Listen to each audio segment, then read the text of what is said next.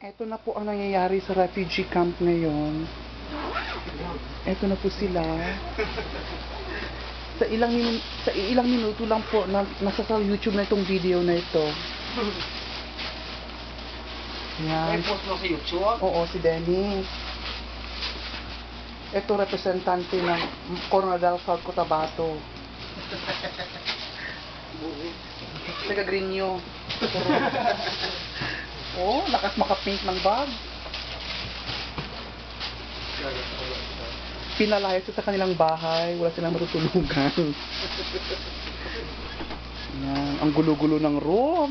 Panalo. Diyan pa, apat pa, apat sandal. Ano yung butang mo? Ato na! Ano kipasulod yung ano? Dapat Ang ipang bakal nyo dira sa sa kulon, doon nyo pansulot, yung mawiti-witi nyo. wala man ko, pasok ko sa maban. Wala mo sa una. Anong tan sa bag ko?